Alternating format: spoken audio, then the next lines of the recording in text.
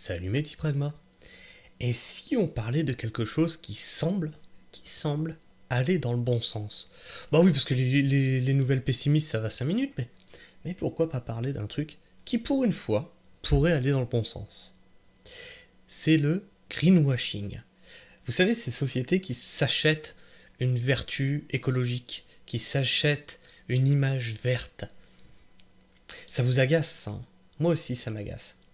Mais ça m'agace, mais d'une force, mais en plus je le vois gros comme une maison quoi. C'est plus des ficelles qu'il y a, c'est des c'est des câbles quoi. On le voit, c'est tellement énorme, on le voit. Le greenwashing. Les eurodéputés trouvent un accord pour interdire les allégations environnementales trompeuses. Attention parce que ça pourrait aussi dériver, ça peut partir d'une bonne intention et dériver, hein. Parce que qu'est-ce qu'on met derrière trompeuse? Le texte vise à protéger le consommateur, interdisant les expressions imprécises, si elles ne sont pas accompagnées de preuves détaillées. Produits verts, biodégradables, neutres pour le climat, 100% naturels. Les eurodéputés ont donné mercredi 17 janvier leur feu vert final, leur feu vert aussi, hein, final pour interdire les allégations environnementales génériques, vagues et trompeuses sur les étiquettes et publicités. Ils ont également voté en faveur d'exigences plus importantes sur les labels. Ben d'accord. Ben voilà, je commence déjà, je m'attendais à rien, je suis déjà déçu. Ah, comment faire du greenwashing sur les réseaux, hein? En allant chercher des influenceurs qui font des trucs en forêt par exemple, en allant chercher des influenceurs qui renouent avec la vie sauvage, en allant chercher des influenceurs qui font du van life, en allant chercher, voilà, tous ces trucs-là. Et on va leur coller de la technologie. Et des fringues qui sont fabriquées à l'autre bout du monde. Et des gourdes. Bonjour, Oko. Oups, j'aurais peut-être pas dû. Enfin bref. Donc là, on voit déjà que, bah ouais, c'est juste sur une affirmation sur l'étiquette. C'est juste affligeant, mais putain, mais le greenwashing, c'est pas ça, quoi. C'est pas ça.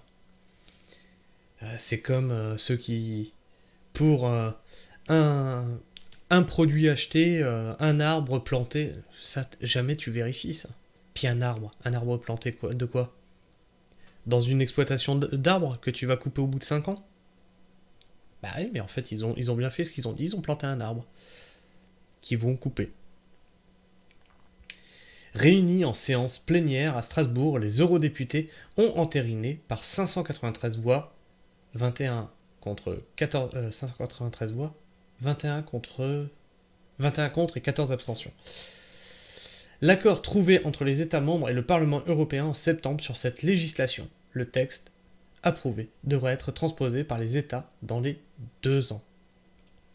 Il vise à protéger le consommateur, interdisant les expressions imprécises s'ils ne sont pas accompagnés de preuves détaillées. La législation interdit aussi les allégations d'impact environnemental neutre ou positive, fondées uniquement sur la compensation des émissions carbone. Cette compensation revient souvent à planter des arbres, ouais, je vous en parlais. Une pratique inefficace par rapport à la réduction directe des émissions de CO2. Pour moi, c'est justement ça, c'est une loi greenwashing en fait. C'est une loi qu'ils ont votée au niveau de l'Union européenne. Hein, ce sont des eurodéputés qui ont voté ça pour se donner une image verte en fait. C'est génial, j'adore. C'est excellent. Ils votent une loi contre le greenwashing pour eux-mêmes se donner une image verte. Mais vous êtes géniaux les mecs. Et c'est du génie, il fallait y penser, hein. C'est tellement machiavélique. Ah, vous êtes forts, mais vous êtes forts. Des mesures contre l'obsolescence précoce. Ah tiens, je croyais que c'était l'obsolescence programmée. Vous voyez comment que les mots ils changent, hein, dans le... Plus le temps passe, plus on change les mots, et donc on change le sens aussi, hein, des mots. Les promesses de futures performances environnementales devront, elles, s'accompagner d'un plan réaliste et examiner de façon indépendante. Seuls les labels de durabilité fondés sur des systèmes de certification approuvés ou établis par les autorités seront autorisés. Pour lutter contre l'obsolescence précoce, le texte prévoit l'interdiction des affirmations non étayées sur la durée de vie alléguée du produit, ou le fait de présenter un bien comme réparable alors qu'il ne l'est pas, ou difficilement. La législation, il peut être réparable. Tu peux très bien faire un produit réparable, mais qu'il est tellement cher de le réparer que il revient moins cher d'en acheter du neuf.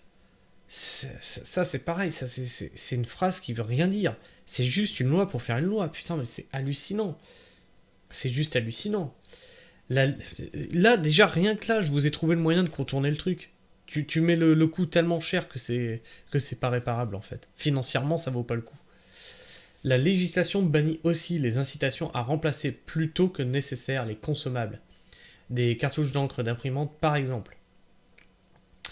Alors, juste comme ça, messieurs les eurodéputés, aviez-vous entendu parler de ce portable, ce téléphone portable, ce smartphone, qui se présentait comme un agrégat de blocs que tu pouvais assembler comme ça, puis tu pouvais juste changer la caméra, le truc, c'était comme un très gros Lego en fait. Étonnamment, ça n'a jamais percé ça. Étonnamment. Plutôt que de changer complètement le portable, il suffisait juste de changer par exemple le processeur, la RAM, la capacité de stockage, la caméra quand il y avait des augmentations de résolution. Non, mais là, on va préférer jeter un portable et en racheter un autre alors que celui-là, il marche toujours. C'est un truc qui me dépasse. Hein. Moi, mes portables, je les pousse au bout et j'achète rarement un portable à plus de 150 €. Enfin, bref. Mettre un SMIC là dans un portable, mais moi, je trouve ça, mais... Enfin bref. Puis après ils diront « Ah mais on n'a pas... la bouffe coûte trop cher. T'as un portable qui coûte un SMIC. » La coalition d'ONG environnementales ECO, Environmental Coalition on Standard, a salué l'adoption du texte, tout en estimant qu'il repose fortement sur une surveillance étroite du marché qui reste aujourd'hui lacunaire. Elle appelle les États membres et eurodéputés à accélérer leurs négociations sur un second projet de législation plus ambitieux contre le greenwashing, c'est-à-dire la promotion d'une prétendue responsabilité écologique à des fins commerciales. Et quand est-ce que vous interdisez le greenwashing par les influenceurs ? Je pose la question. Je voulais les commentaires. Il n'y a pas de commentaires ? Pas de commentaires ? Pas de commentaires. Super, il y avait bien des commentaires. Là, les commentaires. Enfin, quelque chose qui semble aller dans le bon sens. Mais attendons. Oui, bah tu peux toujours attendre puisque je vous ai déjà démontré là que la loi était complètement... on pouvait complètement ne pas l'appliquer en fait. Ce qui serait intéressant, c'est d'avoir la contrepartie, pour les produits phytosanitaires notamment, obligeant les chimiquiers à démontrer qu'il n'y a aucun risque pour les agriculteurs et les consommateurs. Alors là, je t'arrête tout de suite, ce n'est pas justement aux chimiquiers de le faire, parce que forcément que celui qui crée le produit, il va truquer le rapport, mais c'est à un organisme indépendant de le faire. Et cela en acceptant que les vérifications soient effectuées en toute neutralité. Mais quid du greenwashing pratiqué par les États eux-mêmes ? Bien vu. Ah, super. Ils ont donc expliqué les mensonges des vaccins et ses effets secondaires. Cruella sera donc jugée et ses commissions réquisitionnées. Alors, quel rapport avec le greenwashing ? Non mais juste, je veux bien qu'il y ait des doutes sur le vaccin, la vaccination, tout ça, mais quel rapport dans le contexte ? C'est par l'éducation, pas par l'interdiction, qu'on doit lutter contre l'infox. Ici, si j'ai bien compris, ceux qui diront que leur produit est respectueux de l'environnement, par exemple, devront le prouver. Ceux qui contrediront des mesures de protection de l'environnement devront aussi prouver leurs allégations. Si c'est le cas, cela devrait aussi être le cas pour les mesures de protection car certaines semblent arbitraires ou incomprises, sans oublier que les politiques et autres aiment beaucoup tronquer ou interpréter selon leurs intérêts ce genre de texte. Bien vu l'artiste, je vous l'ai montré, hein, c'était facilement contournable ce genre de texte. Pourquoi ne pas généraliser cela dans tous les domaines aussi ? Ainsi, on pourrait éviter les décisions infondées et les billevesées de décideurs comme les politiques par exemple. Alors on voit qu'ils en ont gros contre les hommes politiques. Hein. Ah, donc l'expression trompeuse énergie verte, quand elle provient des éoliennes, c'est fini. Pas mal, excellent. excellent, parce que oui, ça s'est beaucoup poussé par les États. Les publicistes vont avoir du travail pour trouver autre chose de plus convaincant. Alors, non, parce que là, c'est toute une série de réponses. Le bon test sera de savoir si ce texte contraint la France à jeter aux orties son label Haute Valeur Environnementale, qui est une vaste fumisterie. Alors oui, ça je vous en ai déjà parlé. Au-delà du bio, nous on avait été intéressés par le logo HVE, les exploitations à haute valeur environnementale. Et c'est une blague en fait. C'est une réelle blague. C'est un label qui ne respecte même pas son propre cahier des charges. Hélas, je crois connaître la réponse en voyant que ce texte a été voté si largement. Encore un faux semblant. Eh oui, je pense aussi que c'est du faux semblant. Et vous, est-ce que vous pensez que c'est du faux semblant?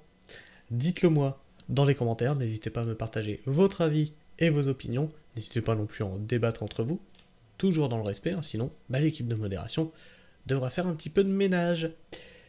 Si vous aimez ce que je fais, n'hésitez pas à me laisser un like, si vous aimez pas, vous me mettez un dislike.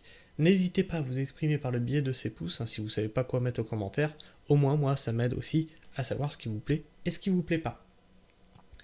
N'hésitez pas non plus à vous abonner, à activer la petite cloche, comme ça vous raterez aucune de mes sorties vidéo. Sur ce, moi, je vous fais la bise, prenez soin du sol et restez pragmatiques. Ciao.